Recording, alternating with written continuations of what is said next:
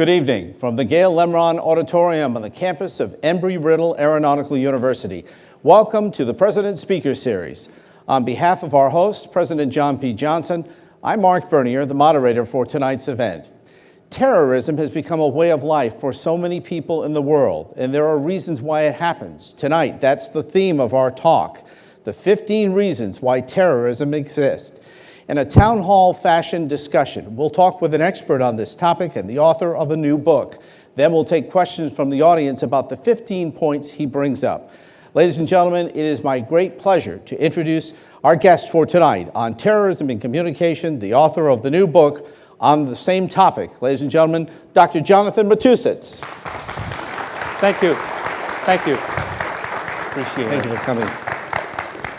Dr. Matusitz, thanks for being with us. A little bit of background for the people who have perhaps not heard you or seen you before. What led you to write about this and teach this subject? Well, most books on terrorism are in political science, in criminal justice. Very few books are in communication. In fact, there was no book, no big book, mixing both fields, terrorism and communication. So I took the opportunity to write a book, and Sage, a social sciences publisher, said, yes, we will publish it. We're going to go through the 15 points, and I'm asking Dr. Matusitz to sort of outline examples of how and why this happens. There are various forms of terrorism, obviously. There's terrorism that happens on the domestic front and international terrorism. And to begin, we've just come off of the Olympics. And what was the number one worry for the participants and those of hosting countries? Would there be terrorism there? Yes, Sochi is located where the Circassians used to live. The Circassians were an ethnic minority group, and apparently in 1864, February of 1864, so if you do the math, it's exactly 150 years before the Olympics, and the Circassians were discriminated, and many of them were killed by the Russians. And the fact that Russia was holding the Olympics there was a good way for the Circassians to wreak revenge against the Russians. So the main concern was terrorism as a form of retaliation. We're thankful there were no major incidents. There was a war that was happening just outside of the perimeter. Were you surprised that there were not acts of terrorism? The Russian secret police was very good at foiling these terrorist attacks. A little bit of background, you're originally from Belgium? That's correct. I was born and raised in Belgium, like Dr. Evil. How many languages do you speak? Is it two or three? I used to speak 3, French, Dutch, and English. I haven't spoken Dutch in 15 years. Now it's down to 2, French and English. What got you to this country? What was it that brought you here? The land of opportunity. All family back in Europe? I wanted to discover America, and I'm a movie buff and watching all these movies. And finally, I got here in 2000. I've been living here for 14 years. All the time at UCF? No, from Belgium, I went to Alaska to get my master's. From Alaska, I went to Oklahoma to get my doctorate. And as I was looking for jobs, UCF hired me in the summer of 2006. So I've lived here for 7.5 years. Dr. Matusitz reminded me that it was about 2 years ago when we had Zuhdi Jasser here. And Dr. Matusitz was in the audience and came up and gave me his card and introduced, and then I started watching the classes that you were teaching and then the events that you were doing at UCF.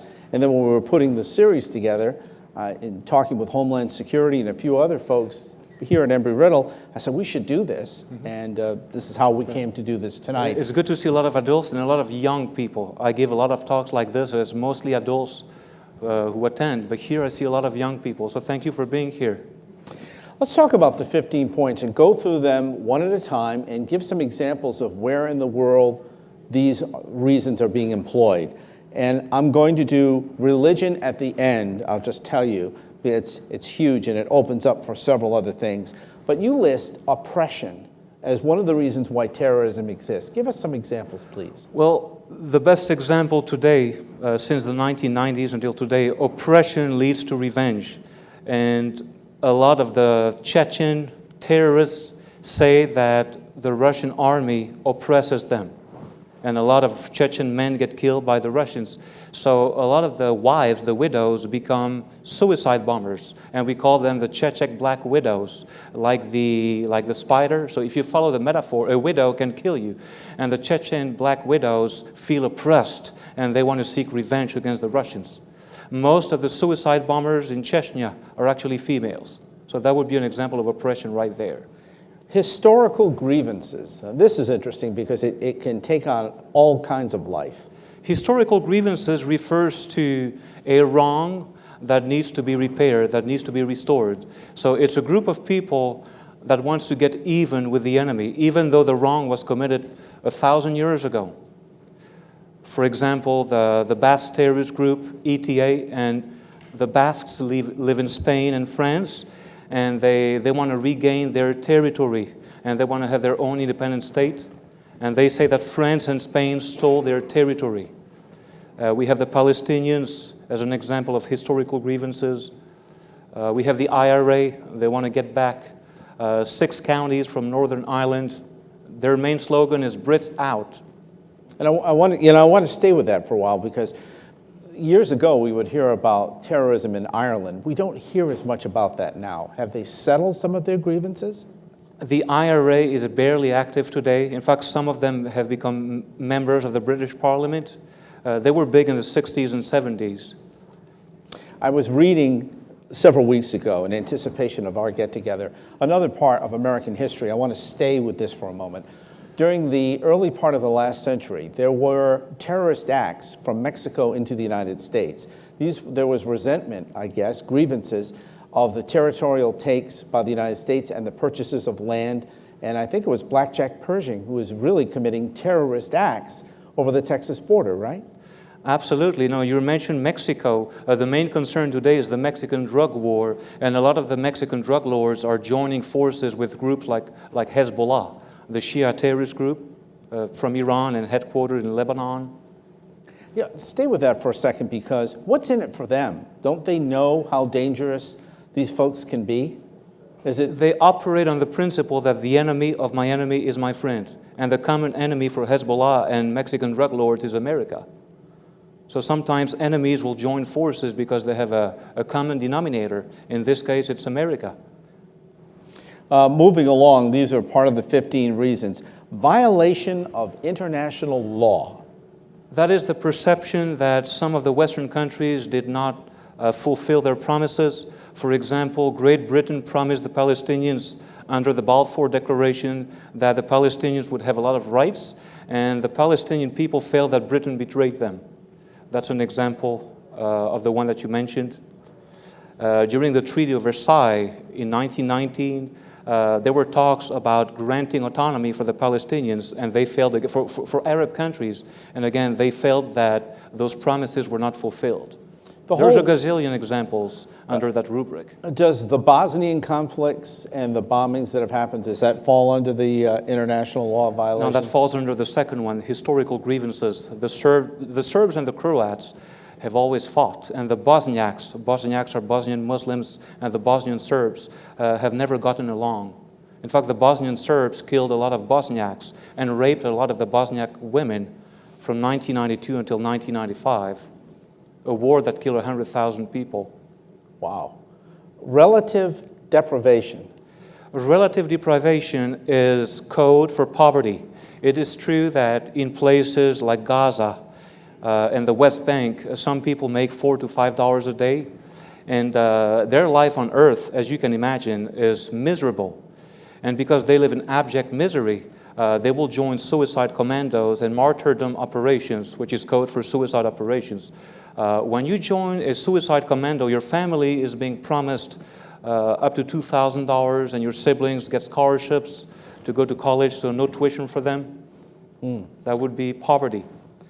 But now look at it this way. The 19 hijackers came from rich families in Saudi Arabia, and the main leader was Mohammed Atta, who was 33. He came from Egypt. So there's not always a correlation between poverty and terrorism. There is some correlation. When you discuss these points in your classrooms, what's the reaction from the students? I saw a Channel 9 report about your class, and they came out, the interviews, they all We're very supportive. But do they understand everything that you're giving them? I understand that this is a tough subject. I teach in the School of Communication. They take culture, interpersonal communication, online friendships. So they move from these classes to terrorism. So that's a heck of a switch. So of course, some of them get taken back. Wow, so much information. We talk about beheadings and war rape.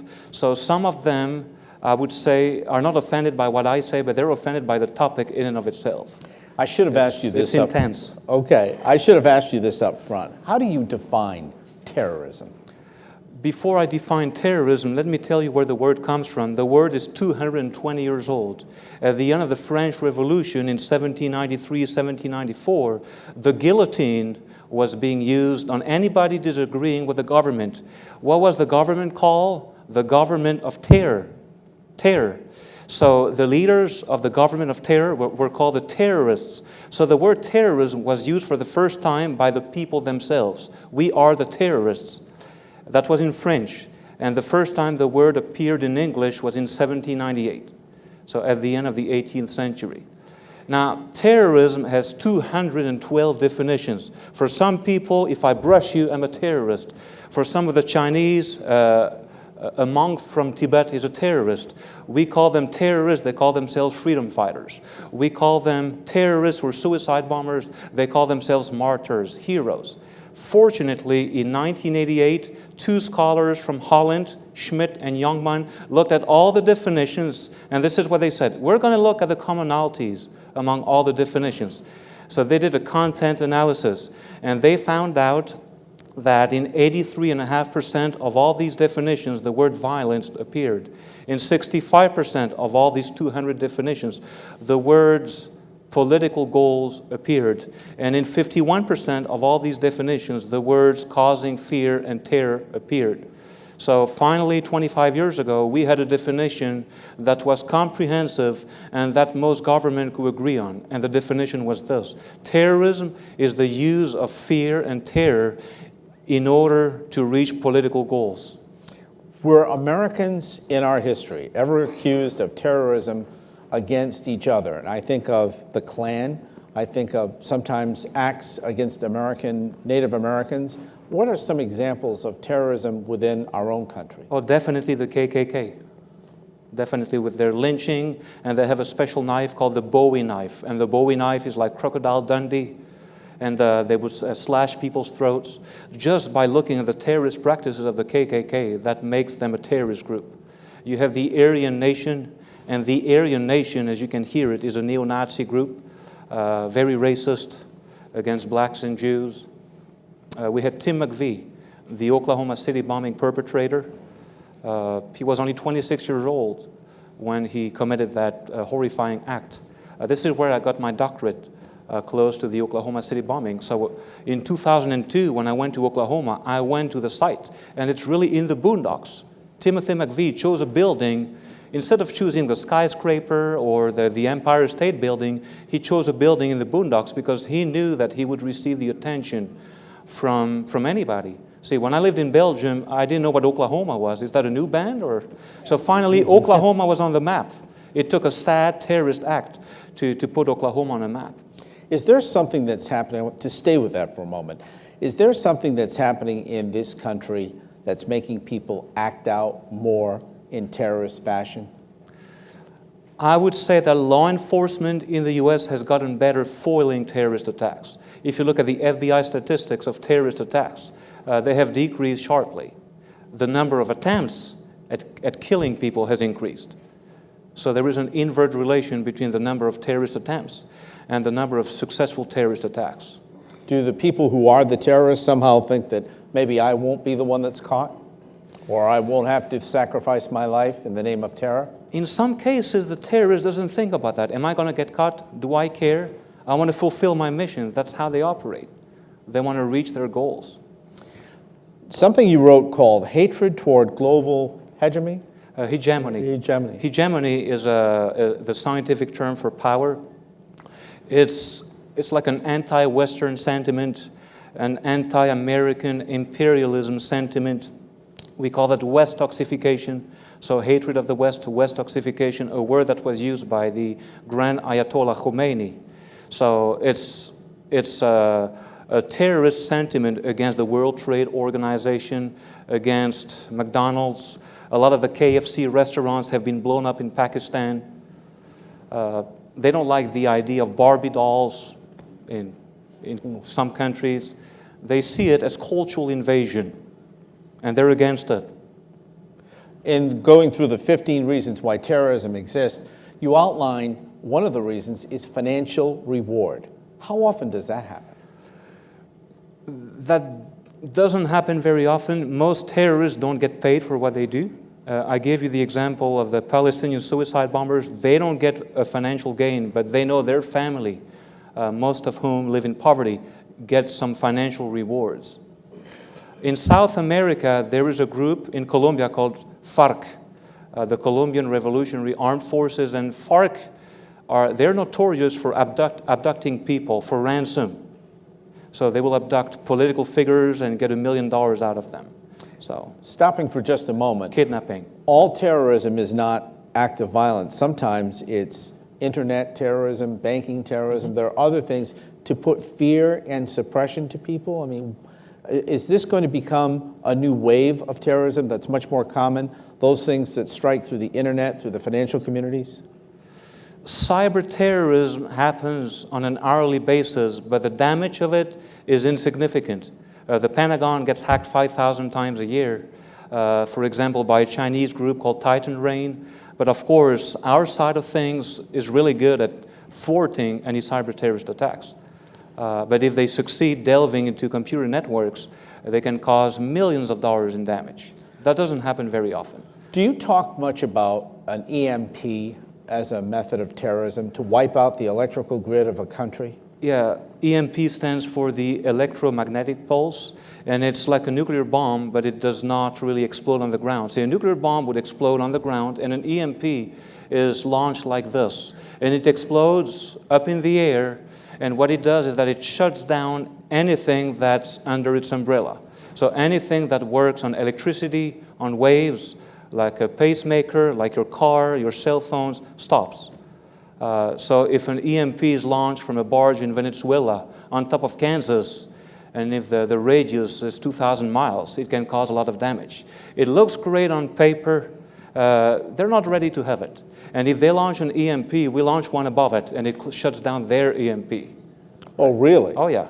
So we have a method to stop an EMP? Because we talked Let's pray it doesn't happen, because it's cheap to make it. It's not big. And it can be launched not from the US, but from Cuba or Venezuela. It looks good on paper, but I doubt it's going to happen tomorrow. At least we know it. We know they want to do it. We know from talking to a couple of military leaders that we have the ability to do it ourselves, but there's been a worry that some of these developing countries who don't have the armament that we do might just launch one. Well, if we launch an EMP on developing countries, they will accuse us of being using nuclear weapons on them, even though it's not a nuclear weapon. And that would be against the Geneva Conventions. See, under the Geneva Conventions, you should use tanks and rifles, nothing like EMPs or nuclear weapons. I'm going through this material kind of quickly because I want to give an opportunity for those of you who have assembled here to ask your questions of Jonathan. Another of the 15 reasons why terrorism exists is racism. And you gave an example in the talk that I saw on YouTube of the Texas Aryan Brotherhood? Yeah, the Texas Aryan Brotherhood is a neo-Nazi group that formed in an American prison. Now, in a lot of American prisons, there are some neo-Nazi groups that form. And when they get out of prison, they have those cells that coalesce and lead to that group. It has been on the FBI list of terrorists for the past 20 to 30 years. Guilt by association. Guilt by association is when you strike a target who has nothing to do with your enemy directly. I'll give you an example. Madrid, so Spain, had its own 9/11. It was on March 11th, 2004. And Al-Qaeda killed 200 people by bombing 4 trains at the Madrid train station. Why? Why kill Spanish people, Spanish tourists? Because Spain had troops in Iraq. And of course, people like Osama bin Laden were upset that the West was in Iraq. So as a form of retaliation, they saw the Spanish people as helping George Bush and its troops in Iraq. That would be guilt by association. That could also be an example whereby a leader in Africa is considered pro-West. Who put you there? The West, the FBI? The leader doesn't help its people. So the local people think that the leader is on the same side as America, as Great Britain. Right? That would be guilt by association. So you'll have rebellions against that leader. You see that in Rwanda, in the Congo, in various African countries today. I wasn't expecting this one. Support of sympathizers. Support of sympathizers is when you kill people to expand your support base. Until Osama bin Laden killed 3,000 people on that day of infamy, 9/11, very few people knew him, even in the Muslim world. But of course, he became a household name after that event. And his support increased. His support increased. Oh, yeah. Where were you on 9/11? I was in Alaska. I was sleeping in my dorm. Really? Yeah. What were you Someone thinking? knocking on my door, America is under attack. Now, Alaska here, when it's 10 o'clock here, it's more like probably 5 in the afternoon. And so I was shocked like everybody. Did you stay in Alaska, or did you move when After travel Alaska, started? I went to Oklahoma to get my doctorate. Wow. But during that time, the immediate period, did you feel a need to leave Alaska or to go back to Europe? Oh, I or was anything? scared, but I was not enough scared to leave the country. I was sad. I was saddened, like most people. Mortality salience. Yeah, mortality salience is not not a concept we encounter every day. It answers the question, how should I die? And I would imagine that most people in this country want to die as old as a turtle when they're 150. But in some cultures, people want to die they want to be recognized for who they are. They want to die as a martyr. In the Palestinian territories, in the Gaza Strip, when a suicide bomber accomplishes his mission successfully or her mission successfully, his or her face is being shown on the main street. On billboards, it's like the Leonardo DiCaprio of the plays, and his or her face is shown on the main street for weeks. And for them, it's like social status. But they're not here anymore. They're dead. They do this so they can be famous? Do you think they care? They don't care. They want to please their God. They want to please their culture. So they sacrifice themselves. Absolutely. This is how they want to die. And then, So we call it clash of civilization. Some of these people in Gaza don't think the same way. To us, it's unconscionable, it's unimaginable. Don't you like life? If you look at documentaries on Palestinian suicide bombers, this is what they're going to say. We love death the way you love life. wow. Narcissism. Narcissism as a reason to commit terrorism is rare. There are people who have a big ego. They have a larger-than-life ego, and they need to make themselves known. So they will lead a terrorist group so that the whole world will pay attention to what they do. Can you give me an example of that? Because I've never heard of this before. An example of this was Baader Meinhof, the Red Army faction. And it was a German terrorist group before I was born in the early 70s. And these were successful grad students. They had a bright future. They had a promising future. I don't know if they were bored with life, but they decided to join to create that terrorist movement, an anti-capitalist movement. They were anti-Vietnam. And now everybody knew who they were. That's a good example of narcissism. Sensation seeking. Sensation seeking follows the same train of thought. You know, you have bungee jumping, you have skydiving, and for some people you join a terrorist group. It's like the movie Goodfellas, and you teach someone how to become a mafia guy. I guess it's fun. Well, This is again rare. But these sound like more like gangs that then really act out. And we have some of that here. And I'm trying to think, I want to say there's a number with it. It's 21 or something. There's a group identified with a number, and it's their pockets all around the country. And they do it out of sensation. The failure to achieve diplomacy. That is the death of statescraft. When diplomacy failed, when two enemy entities meet and try to reach an agreement, and after a few years, possibly after a few decades, no agreement has been reached. So what do they do next? They use terrorism. And do people turn to terrorism, and this one before religion, when they can't communicate? When communication doesn't work, you can't work out your differences, then you commit When acts of diplomacy terror? fails, sometimes people resort to terrorism. The attack on Pearl Harbor, it began World War II for the United States. Of these 14 so far, what would you define that as? That was terrorism. It was an attack on us. Which of these would have fit that? I wouldn't call that terrorism. It was more as an act of war. It was definitely a surprise attack. It was heinous. But it was the Japanese Imperial Army basically dropping bombs in Pearl Harbor. So I wouldn't call it terrorism, more of an act of war, a surprise attack. So a surprise attack doesn't define Not in that context. Okay. And then this is the one, the big one, religion. Well, religion, as most of us can imagine, is a massive motivator for a lot of groups today to do what they do. You have Islam, you have also Aum Shinrikyo. And this is a group that few people know, but Aum, A-U-M, or Aum Shinrikyo, was a Japanese terrorist group in the 1990s, and it was a mixture of Eastern religions, of Buddhism, of a New Age, and they said that the whole world was wrong and only they knew the whole truth.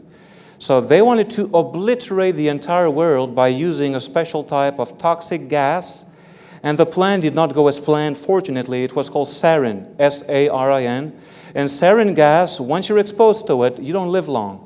So they had sarin in capsules. They went to the Tokyo subway. I don't know if you know anything about Tokyo, Yokohama. It's 36 million people. And the Tokyo subway is attended by 4 million people every day. So they go to the Tokyo subway. They release those capsules, but only 12 people die. The plan did not go as planned. See, that would be an example of a cooked-up religion that was made by Shoko Asahara, who was caught by the Japanese, and he's going to die by hanging. In the case of Al-Qaeda, Hezbollah, Hamas, of course, that's Islamism, and they get motivated by the Quran, by the Hadith. When chemical weapons were used during World War I, we never defined that as terrorism. It was mustard gas. I know that the German army used mustard gas. It was in defiance of the Geneva Convention. And during the Treaty of Versailles in 1919, Germany was punished for many reasons, including that one. The German troops were accused of using weapons that were unconventional, that were forbidden, that were cowardly weapons. How aware is the general population of how and why terrorism exists? 9/11 woke up a lot of people. So a lot of people are aware. They definitely see the tip of the iceberg, but as you know, an iceberg is 90% submerged. So do they see the whole iceberg? Not everybody sees the whole iceberg. It would take a lot of attention, a lot of passion to delve into a subject that a lot of people are afraid of. But I'm sure that virtually everybody has a general idea of what terrorism is. Now, do they all understand why we have terrorism? No. So that's why I'm here, just to explain. Tell me this, in your opinion, is the United Nations an effective mechanism to minimize terrorism? To minimize terrorism, no. The blue helmets, as we call the UN soldiers, a lot of them have no weapons. They're here just to maintain social order. They're here to make us aware of war rape in the Congo, to make us aware of the lack of sanitation for 2.5 billion people. Are United Nations soldiers effective at just pushing back terrorist groups? No, they're not.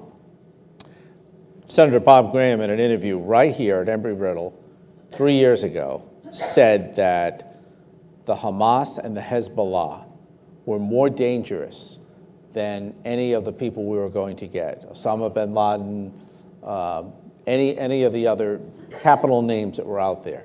Do you believe that the Hezbollah and the Hamas are still the greatest terrorist risk to the United States?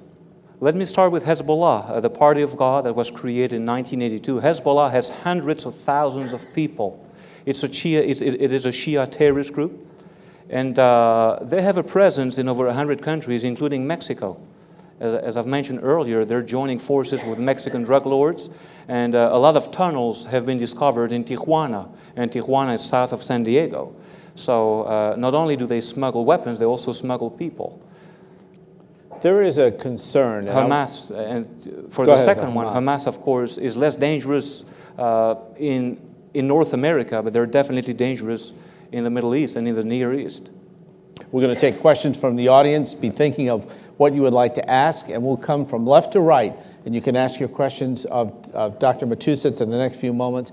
I want to ask this because this is very sensitive, but it's important. There was, I think, a misperception when we were putting this program on that this was going to be an anti-Islam night. The purpose of this discussion from the very beginning was to educate and highlight the different fashions of terrorism, how it happens and why. And this is what Dr. Matusitz is doing. There are peaceful Muslims. I have friends who are of the Islam faith, and they're peace-loving people. You have had people protest almost every place you've gone to. Why is that happening? Well, some groups don't like it when people use terrorism and Islam in the same sentence. We have a lot of cultural Muslims, a lot of peaceful Muslims, I know that, but they're not the ones we have to worry about. We have to worry about a small percentage of Muslims who join terrorist groups and who have an agenda. Does it make it more difficult for peace-loving Muslims to exist in a society if we stigmatize those who are Muslim? If you look at the victims of Islamist terrorism in countries like Pakistan, India, Afghanistan, in Central Asia, and in the Middle East, most victims are Muslims themselves. In fact, during Ramadan, that's when you hear, if you turn on the television, when you hear that a mosque was being blown up, it happens the most during Ramadan because that's when Muslims go to the mosque the most, even in these parts of the world during Ramadan. Has that happened recently? I was not aware of that. Can you give us an example when that happened? Over the course of the past 5 months, it's happened in Iraq, in Pakistan. Oh, definitely. There was a discussion today. There was a friendly fire incident in Afghanistan in which 4 or 5 people were killed. It was unfortunate. And the president is upset. The Karzai president, Karzai, the Afghan president. Now, it was a mistake on the part of the United States. So they killed 5 people in Afghanistan, supposedly by mistake. You say supposedly. You well, have doubts? I wasn't there, so. Do you have doubt as to whether they were killed by mistake? Well, I don't think that America killed them intentionally. Okay. But I wasn't there. Okay. Right. Do you suspect that when our commitment to Afghanistan is over, that Al-Qaeda will overrun the country? The problem is that when we go to a Middle Eastern country and when we leave, somebody else takes over. If we leave Iraq, Iran's going to take over. That's my theory.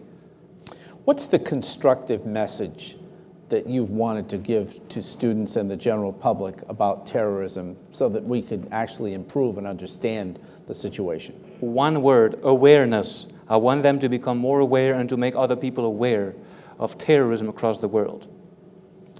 Is it because they become victims if they're not aware? Too many people, in my opinion, are too complacent to what's going on. I want to go back home and kiss my wife and my children. I want to watch The Big Bang Theory. How about you just watch the news? How about you focus more on this? I wish it were happening more. Well, there's an awful lot of people. So the answer is awareness. Okay, if there's an awful lot of people that don't watch the news and they don't know what's going on, they are watching Big Bang Theory. All right, we're going to come through the audience, and as mentioned earlier, we hope to keep questions brief and to the point. And if you could speak up and your question directly to Dr. Matusitz, welcome. Thank you for coming to Embry-Riddle tonight. Thank you. My question is over here. Who? It's all right. You don't have to give names, just your question. Oh, there you go. If the goal of these terrorists is to get as much attention for their group as they can, and you go back to the advent of the 24-hour news cycle, all the channels that are out there, the internet, Twitter, today any act of terrorism is reported millions of times in just maybe the first 10 minutes versus back in the 60s where it might have been reported 100 times in days. So the advent of technology and the use of it that we have really makes it perfect for terrorism to be the number one way for your group to get attention. Absolutely. There is a symbiotic relationship between the media and terrorism. Terrorism attracts the media, and the media attract terrorism. So do we glorify terrorism by mass media coverage? We don't glorify terrorism, but we make everyone aware of terrorism. And by the same token, now everybody knows who Al-Qaeda is. Until 9/11, I had no idea who Al-Qaeda was. Everybody knows who Osama bin Laden is. So, Over here, your question. Good evening. Are there any states, like any countries out there, that would use a terrorist group to complement their conventional forces? so are we using their terrorist groups to meet our goal? No. Like a nation with a standing army with tanks and fighter planes and all that, would they also have a plan to use a terrorist group to complement their conventional forces if they were going against another nation? Well, as most of us know, Iran has been accused of using Hezbollah. In fact, according to the United States, the country of Iran is a terrorist country. Syria has been accused of the same. In the 1970s, Argentina, with a dirty war, with a capital D, capital W, the dirty war, was using state repression. And state repression is when you have a standing army, an official army, and you're using terrorism on the side. So they're using both an army and terrorist practices. In the audience now, your question. Welcome, first of all. And you spoke about the definition of terrorism. Yes, I gave a definition. Yeah, we asked just if you missed the explanation of what terrorism was? No, I know, I'm just addressing it. That you spoke about the definition of terrorism, and you spoke about the Palestinians. I don't know if you've been to Palestine, first of all, but what I wanted to ask was, are the oppressors themselves of Palestine terrorists? Would they be terrorists towards the Palestinian people? So, do some of the Palestinian terrorists kill their own people? No, I'm talking about the oppressors inside the occupation of Palestine. Would the oppressors be seen as terrorists? So, for example, the IDF, the Israeli Defense Forces? Talking about the Israelis' invasions. So your question is, do I think they're terrorists? No, I don't think the IDF, people like the IDF are terrorists. I would say that in that part of the world, Palestinian suicide bombers are terrorists. Isn't that one question per person? We're going to go over here and then come back. Way back here, your question. Good afternoon, sir. My question is for you on the awareness aspect. You said, everyone wants to go home and see their families and have a good time, but they should be more aware. I could agree with that to a certain extent, but to what point would that be paranoia? Because I feel like that's the ultimate goal of terrorism, is to strike terror in the people. So if they're going home and they're always being constantly aware, at what point does that become paranoia? Now, I was not inferring that you always have to focus on terrorism. Paranoia is an extreme state, an extreme feeling. But in my opinion, you have a certain number of people who don't care about this at all, and I think they should care. We want to go back and forth, so I want to ask a different person, and then come back and give people who would like to ask a follow-up or a different question, because I want to get more voices on. Who has a question on this side? Right down here in the front, or right there. Go ahead, sir. Just Guantanamo, in the context of what you're explaining, how does that fit in your 15? Okay, How does Guantanamo fit in to what you've discussed? In other words, you're talking about the actual camp? Because if you could speak up, because we couldn't hear your question. Yes, the prison situation in Guantanamo is often used as a reason that sparks terrorism. I mean, what would your response be to that? Are the people who are at Guantanamo, in other words, fostering the fact that we're holding them there, does that foster terrorism? Well, that's what Osama bin Laden was saying. That's what the Egyptian doctor, the new Al-Qaeda leader, Ayman al-Zawahiri, is saying. Guantanamo is a detention camp. It's a U.S. naval base in Cuba. Is it a reason for which we have terrorism? Terrorism existed way before Guantanamo was created. Right over here. Hi, Mark. I think the group you were trying to think about earlier was MS-13. MS-13, thank you. Central American terrorist-type group. That's in Central America, right? Yes, sir. Dr. Matusitz, my compliments to you just as an average citizen. You hit the right word, awareness. We in America take everything for granted. There's no question about that. We hear the left, the right, we hear so many different things, which prompts this question to you. In the past couple of years, we saw the decline of the government in Egypt. We saw the problems obviously occurring in Syria. We saw what occurs with Libya, with the overthrow of Muammar Gaddafi. In America, there is concern that we are backing the wrong forces in those three parts of the world. My question to you is, sir, is America's presence in those areas, are we getting involved with the proper groups that are trying to restore some type of stability in those regions, or, as suspected, are there terrorist organizations that are being involved in those areas? Well, the Obama administration was accused of supporting the Muslim Brotherhood against Hosni Mubarak. It's a concern because the Muslim Brotherhood has spawned groups like Hamas, like Al-Qaeda, Osama bin Laden was the member of the Muslim Brotherhood.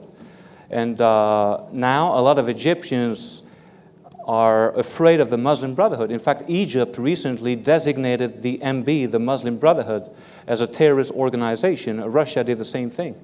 So sometimes we're supporting the wrong side, that's for sure.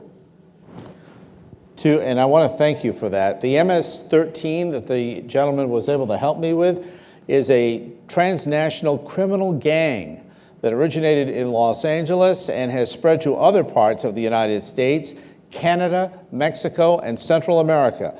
The majority of the gang is ethnically composed of Central Americans and active in urban and suburban areas. In the United States, MS-13 has especially a heavy presence in Los Angeles County, the San Francisco Bay Area, Washington, D.C., metropolitan areas of Fairfax County, Virginia, Montgomery County, Maryland, and Prince George's County in Maryland, along with, this started in one area, Long Island, New York, Boston, Charlotte, Houston. And there's also a presence now of MS-13 in Toronto, Ontario, Canada. We talked to the sheriff of Volusia County, and he said they're very hard to find, but they're everywhere. That's probably because they operate on the structure of cells. So they don't have a central command, they don't have any headquarters, and they have cells of 3, 5, possibly 10 people, or maybe one person everywhere. They're scattered. Up front, your question now for Dr. Matusitz. I hear many Americans say it's our fault that the terrorists hate us because we are wronging them in some way. Isn't it true that a lot of the hatred and the reason they're attacking Americans also is because we're just different? And if that's the case, if we're just different, or say we're Christian versus Muslim, say our women go more scantily clad than maybe their women do, just because we're different, if we're inviting all this terror because of those reasons, are we not justifully more enabled to take them out then? The first part of your question brings up a concept called blowback theory. And blowback theory says that America goes abroad, and because of that, we're getting blowback from groups like Al-Qaeda and Hamas. To address the second half of your question, the goal of these groups, Hamas, Al-Qaeda, is to establish a global caliphate, a grand Islamic state. So no matter what we do, that's their agenda.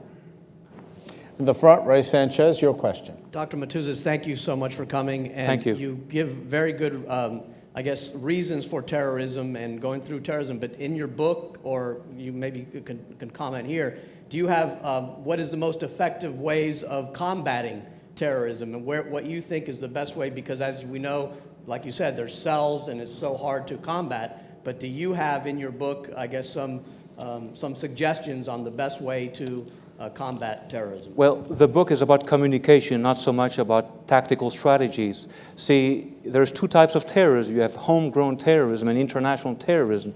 Homegrown terrorism can be combated by operating on the principle that prevention is better than cure.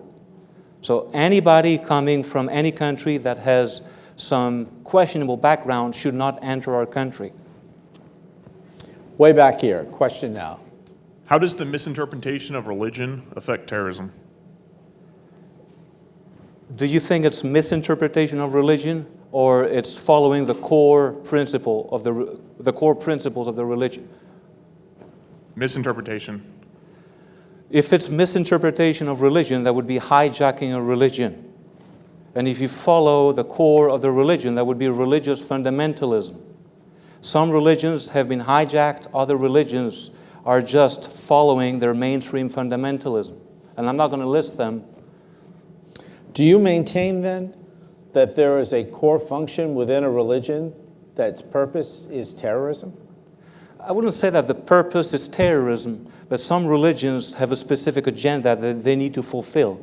If they cannot fulfill the agenda in a peaceful way, they're going to use more violent means. But doesn't that undo the whole prophecy of their faith if they act in violence? Because isn't there a common belief with all different faiths of peace and love? And if you strike out at another person to get them to see your way of thought, you're undoing your faith? Well, some religions have 90, 150 sects that contradict each other. Which is, But even in yeah. Christianity, you have, for example, Christian fundamentalism. And the Christian identity movement says that only white Christians should be called Christians. So even, I would say, a lot of religions have conflicting sects within them. Where are you on this side? Way back here. So if you give all these reasons for why terrorism exists and why these people, terrorists, are doing what they do, are you not, by their justifying terrorism? If I am justifying terrorism? No. Right. No. I'm not sure I get the question. I'm explaining 15 reasons why terrorism exists. Not justifying, he's explaining why the incidents happened, sir. Did I answer your question? All right. Way back here. Kyle, do you have someone? Good evening, Dr. Matusitz. Thank you for coming. Thank you. In the Homeland Security program here at Embry-Riddle, we are taught that highly kinetic military solutions are not the most effective at combating transnational asymmetric insurgency or terrorism. What is your take on that? What's the most effective tool? Well, you know, I can say, for example, that changing a culture from the bottom up is one way to do it. It's very difficult to change a doctrine, especially a doctrine that's bent on killing us. So I believe that killing the target of attack and the target of influence is the way to go. How much of our way of life is so offensive to other people that they feel that they have to act out to exterminate us? Is that common?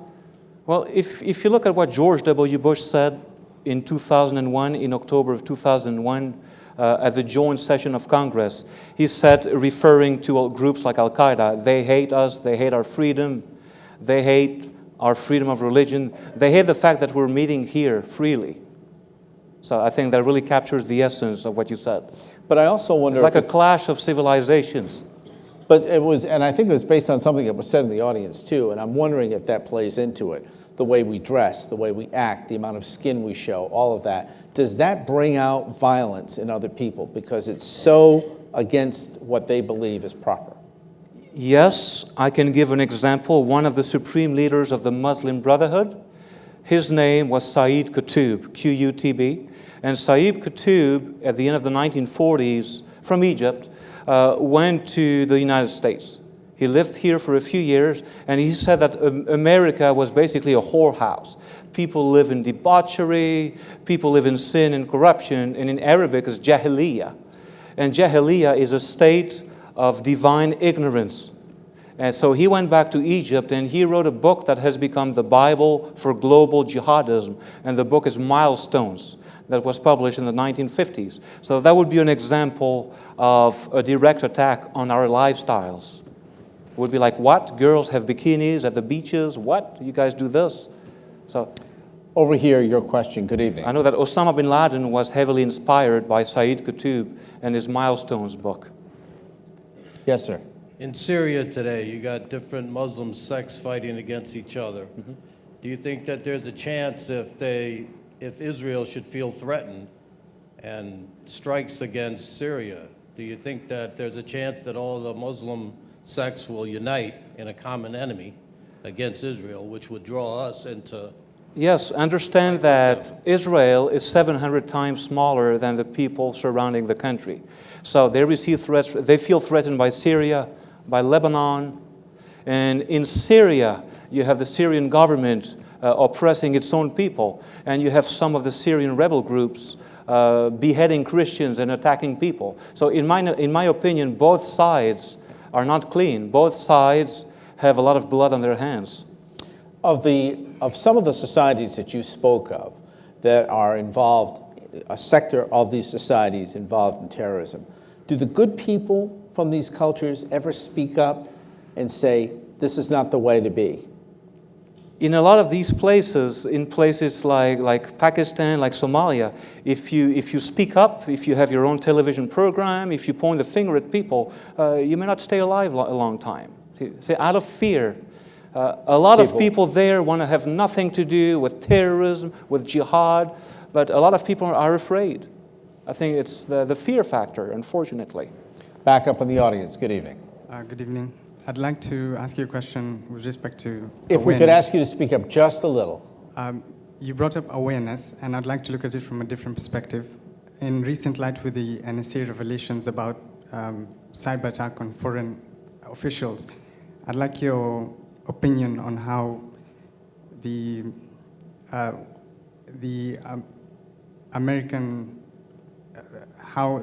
actions that are classified by the military and other organizations have contributed towards the sympathy by terrorist groups against America. I'm not sure I understand. I think he's saying, I want to make sure I understood you correctly, sir. The actions of Americans are perceived as... No, what I'd like to say is not your American ideology, but the actions taken by some certain agencies abroad, such as covert military operations. Okay, let me do this in pieces. Like the NSA. The NSA acting abroad. And the collateral damage from two wars. I'd like to have your opinion on how much it's contributed towards the terrorist antipathy against America. Well, let me talk about the NSA. The NSA is resented not just by people in the Middle East, but even by people in Germany. So according to people like Edward Snowden, who released cables, the NSA was investigating and was just tapping phone conversations of Angela Merkel, the chancellor in Germany. So sure, a lot of these organizations, because of their actions, are resented. But then again, there's a lot of things that we don't know what's going on. See, we're here talking. I'm sure there are many things that we don't know are happening. We have an email question from one of our listeners listening on WNDB radio. Is jealousy of our way of life a reason why terrorists act out? I wouldn't say that jealousy in and of itself is a massive motivator to lead people to commit terrorist attacks. I would say it's the same term of clash of civilizations. What went on in my mind when I read that was the haves and the have-nots. Those who don't have any. It goes back to one of your points about being in poverty, that they resent us because we have so much in riches. In the case of the Palestinian suicide bombers, their life on earth, from their perspective, is a life of abject misery. And according to the Hadith, they're promised 72 virgins and 80,000 servants and eternal life. So of course, for them, it's incentivizing. So in that case, there is relative deprivation. Now, do they hate us, America, based on that fact alone? I would say maybe partly, but that's not the only reason. Over here, your question. Good evening. Good evening. Just to make people aware that the Holy Quran is the holiest book for all Muslims around the world. And the Hadith is like the second holiest book. Just my question, as you mentioned earlier, how would Quran and Hadith motivate for terrorism? I just want your take on this. So, do the Quran and the Hadith lead people to commit terrorism? Yeah. How would it? No, as you mentioned as you just mentioned earlier, Quran and Hadith would motivate for terrorism. I just want you to tell me how Quran and Hadith motivate for terrorism, as you mentioned. Well, certain verses in the Quran are very clear. For example, going back to the Palestinian suicide bombers, is chapter 9, verse 111. If you die in jihad, if you die in holy war, and if you kill people in the process, you will reach the highest place in paradise. So that verse has motivated people to kill. It's a fact that has been ascertained and validated. So some verses definitely motivate some groups to do what they do. Now, some hadiths are considered fraud, forgery, But the volume written by al-Bukhari 1,000 years ago is considered more credible than most hadith. In fact, al-Bukhari is considered the most credible hadith author by Muslims who understand Islam. Up this area, your question, good evening. Yes, thank you. Do you think that because of the constant oppression, impoverished areas, that terrorism could be considered a subculture in some of these areas? Well, it's definitely a subculture in many areas of the world. In Chechnya, it's probably a subculture, the subculture of revenge. Are there governments that are willing partners of terrorists? Do we know them? In other words, they sort of fold their arms and say, we're not going to do this because we're the elected government, but we know these sectors exist. We're just going to let them do what they have to do. Well, I mentioned the country of Iran. Iran definitely has helped Hezbollah. There's no question about that. So do we let them do what they do? Because we have not necessarily us, but other countries. But maybe it goes on here too. Are there cases where there are terrorists that are acting in this country and the government knows about it but doesn't do anything about it? So do our agencies turn a blind eye on terrorist activities or pre-terrorist activities? I don't know. I hope not. Other countries, do you think that goes on in other countries? Oh, definitely in some countries, and I won't mention them. There's no question about that. Way back here.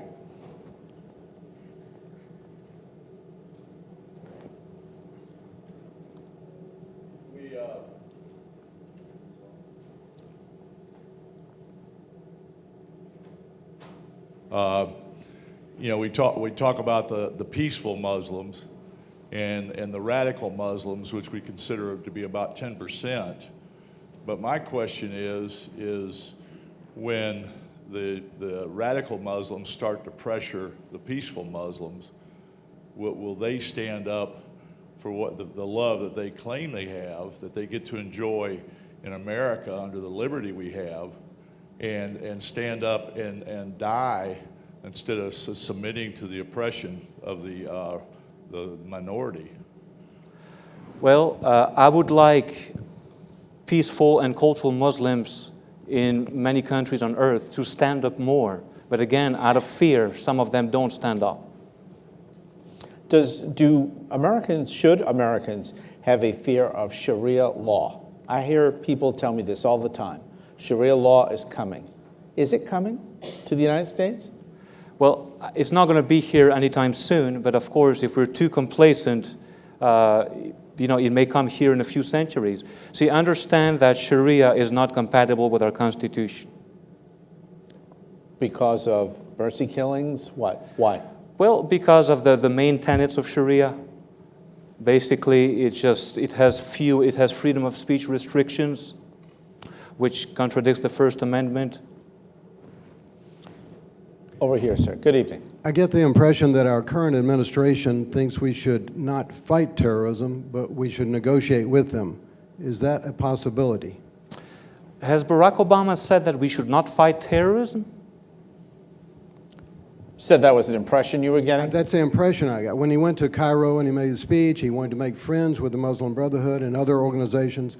I get the impression that he's not out for a physical fight, but he gives the impression that he wants to negotiate with them to settle issues. In my opinion, inviting the Muslim Brotherhood openly there was a mistake, but I don't think that he refuses to fight terrorism. So he does fight terrorism. As far as negotiating with terrorists, for me, that would be a no-no. Never negotiate with terrorists. How active is They have a very different agenda. I beg your pardon. How active is the Muslim Brotherhood in North America? Oh, it's very active. The Muslim Brotherhood is very active in America, in many countries.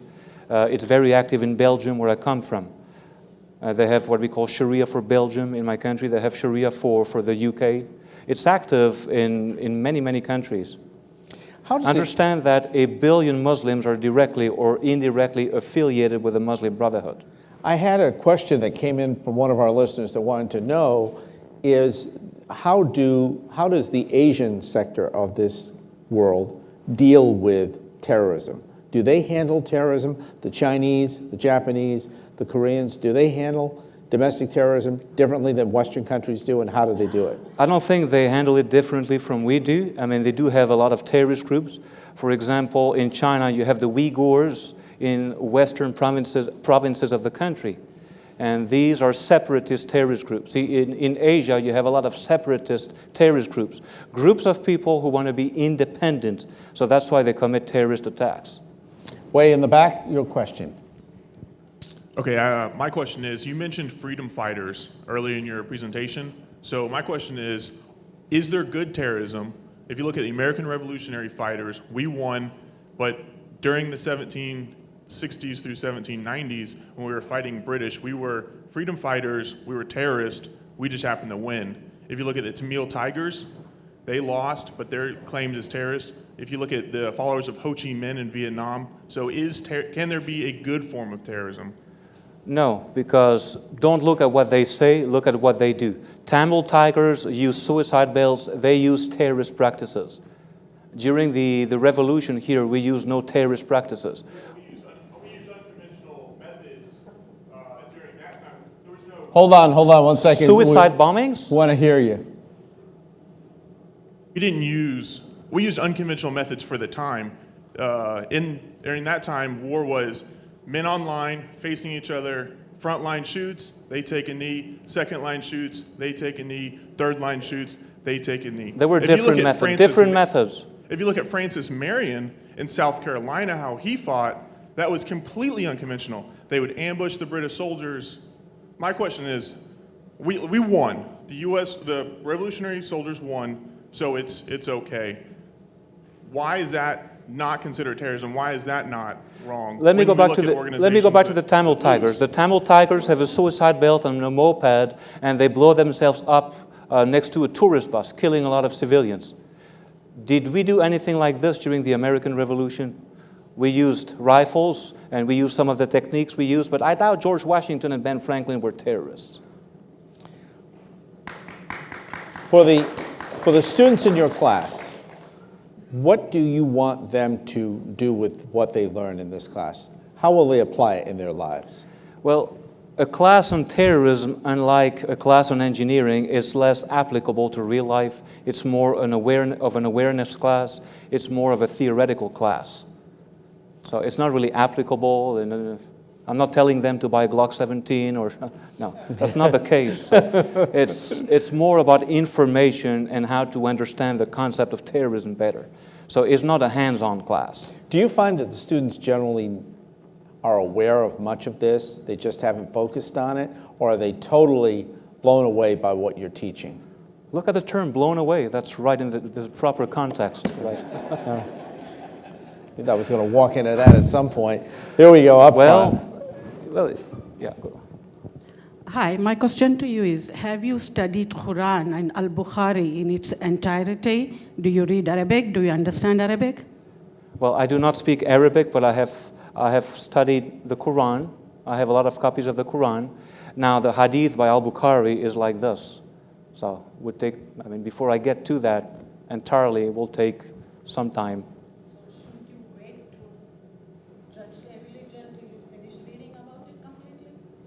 Well, you're telling me that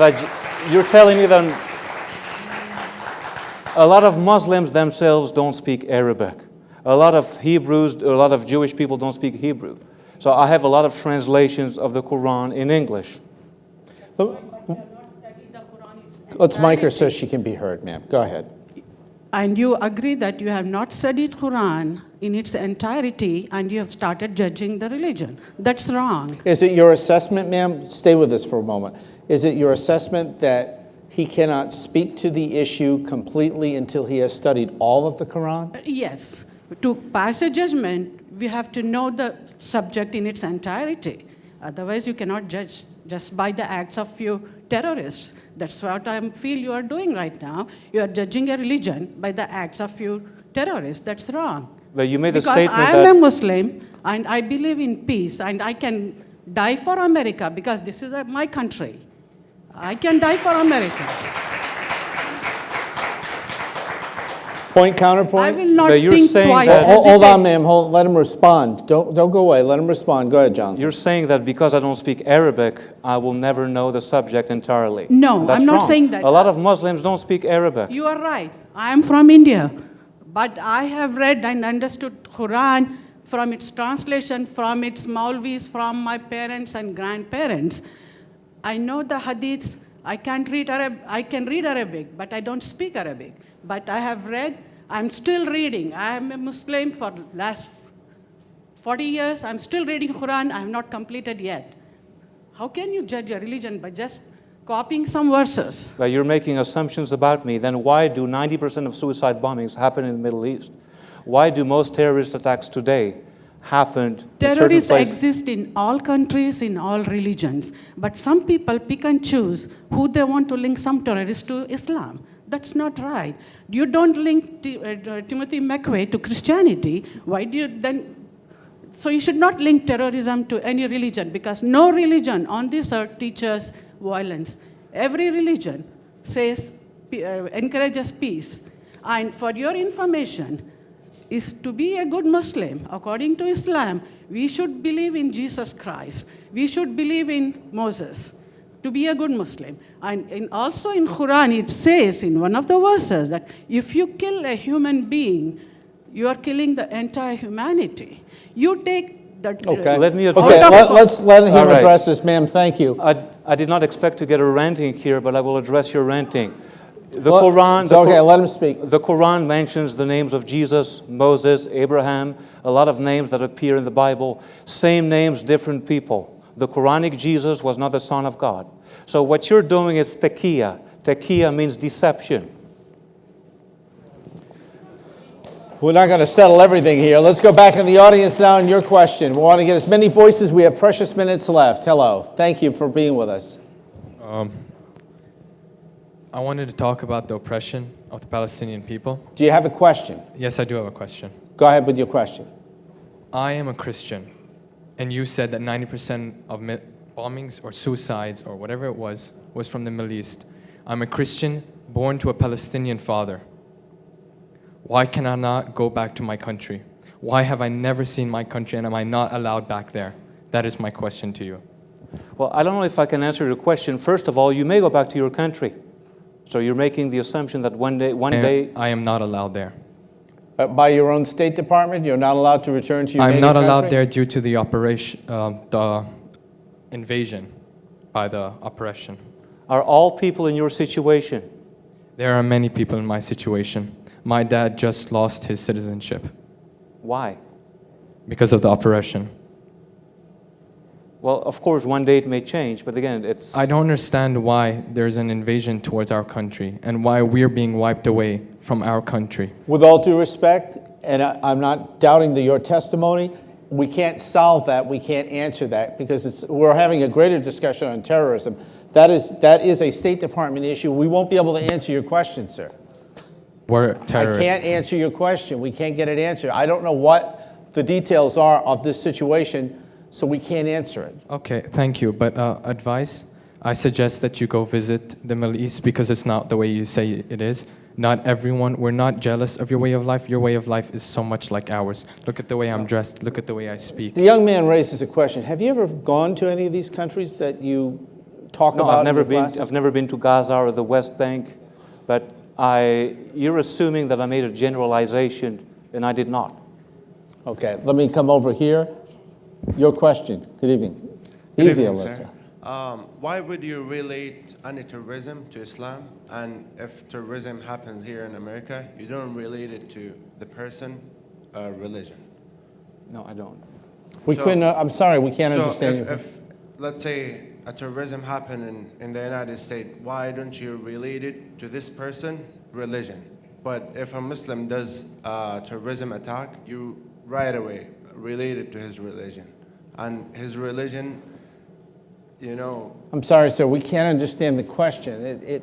It's too convoluted. I'm going to give you one more try at this. Okay. Can you make it simple? The question is, why would you relate a terrorism attack to Muslim while if there was a terrorism attack in the United States or somewhere else? You don't relate it to the person, religion. I'll try to answer the question. If you read my book, I talk about Islamist terrorism, I talk about Christian terrorism, I talk about all kinds of religions. What's an example of Christian terrorism? Well, for example, modern Christian terrorism. the Christian identity movement. And the Christian identity movement operates on the principle that the true Christians are this elite group of people, the white Aryans. And what do? They kill those that don't agree? How do they act out? Definitely, they burn down their houses, they target their belongings, and they've done some killings. And we see, would you define those who act out against abortion clinics as terrorists? Oh, definitely, right? That's anti-abortion terrorism, like the AOG, the Army of God. Now, understand that the number of anti-abortion killings in the past 20 years has been just minimal. In the audience now, sir. You were mentioning some verses of the Quran, some hadith. Do you know some of these are cherry-picked, for example, by Al-Qaeda to suit their own ideas? Now, a colleague mentioned that misinterpretation of religion might cause terrorism, but you said it's the core of the religion. So due to these verses of the Quran and hadith having their context, by cherry-picking them, not understanding the context, aren't they misinterpreting the religion? So are they hijacking the religion? Well, if you read the communique, the speeches by Osama bin Laden, if you read the mission statements of a lot of these groups, they're saying they're following the core of the religion, so they would disagree with you. Now, as I've said before, I would like peaceful cultural Muslims to stand up more against these things. But again, out of fear, they're not going to do it. Right over here, and then we'll come back to Alyssa over here. You've mentioned Afghanistan, Pakistan, Iraq. I want to ask you, why the relationship between terrorism and Israel? Well, one of the goals of many jihadist groups is to take Israel, Jerusalem, Al-Quds al-Sharif, the noble holy place. And tradition has it that Al-Quds was the place where Muhammad ascended to heaven. It is the third holiest place. So number 1 is Mecca, number 2 is Medina, and number 3 is Al-Quds. So if you read the mission statements of Hamas, Hezbollah, and jihadist groups, they want to take Jerusalem, they want to take Israel. So that's why, like you said, there are tensions between Israel and all these groups in Pakistan, Afghanistan. We have time for a couple more questions back here. I'm having a trouble understanding the difference between a freedom fighter and a terrorist. Isn't it in the eyes of the beholder? And isn't Afghanistan a wonderful study in freedom fighters versus terrorists? Are freedom fighters, we hear this often, freedom fighters and terrorists, are they the same? Well, we call them terrorists, they call themselves freedom fighters. It's a matter of semantics. We call them suicide bombers, they call themselves martyrs, heroes. So of course they have a different worldview, they have a different understanding of the world, a different frame of reference.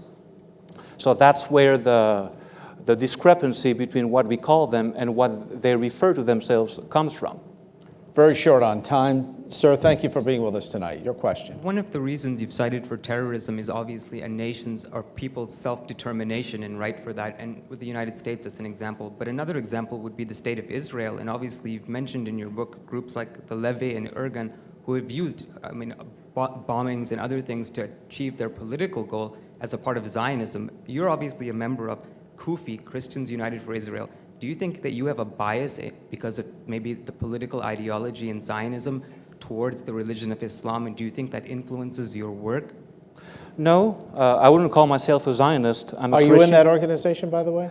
Yes, it just started at UCF. So I'm the faculty advisor. It started 2 or 3 weeks ago, and they were looking for someone, and I said yes. For sure, the IDF has not always been clean. Are they a terrorist group? No. No. Right here, Arthur. When we talked about freedom fighters and the difference between freedom fighters and terrorists, someone mentioned the revolution. I see the difference as being whether they attack military targets or civilian targets. Do you see that? Am I correct? Well, look at Hezbollah, what they did in October of 1983. They went to the Marine barracks in Beirut, and they had two truck bombs that killed 241 people. The targets were military, but the incident was still called a terrorist attack. I want to say I've got time for one more question. Did we get everybody? Oh, right up front. Sir, your question. Thank you for being with us tonight. You have been, I heard some of your video speeches, and I'm surprised that whenever you raise the question of Quran motivating terrorism and all that, you are irrelevant because at the same time, you have been mentioning Osama bin Laden. If you could speak right into the microphone, we're having trouble hearing. Bukhari and all that. So Osama bin Laden is an individual. He's not a prophet. He has nothing to do. He might be following the religion of Islam, but he has no authority to say anything about terrorism or motivating people, Muslims towards terrorism. Let me address your question. It's a mistaken identity. Well, Osama bin Laden was considered, and he considered himself as the direct successor to the Prophet Muhammad. We know he was not, but that's how he saw himself. We're running out of time, and I apologize, sir, for having to stop, but I want to thank several people who helped make this possible tonight. Chris and Brendan up in control, Alyssa and Kyle, who work with the audience here, and Jerry Kenny at Kenny TV, our friends at C-SPAN, who came to be with us tonight for this event, and Chand Wara back at WNDB for producing tonight's event. It will be broadcast once again on 1150 WNDB, and we will let you know when our partners at C-SPAN are going to be carrying this, most likely within the next month. I want to tell you about our next event coming up. It's going to be on the 18th. Congressman Ron DeSantis will be back for a live town hall, and you're all invited to come and ask your questions of Congressman DeSantis in a live broadcast. Again, that will be the 18th right here at Embry-Riddle's Gail Lemron Auditorium. I want to remind you that Dr. Matusitz will be selling some of his DVDs in just a moment, and you can come by. If you can line up to that side, then you can say hello and pick up a copy. He'll be making those sales right here. Ladies and gentlemen, once again, Dr. Jonathan Matusitz. On behalf of Dr. John Johnson, thank you for being with us for tonight's President Speakers event from Embry-Riddle.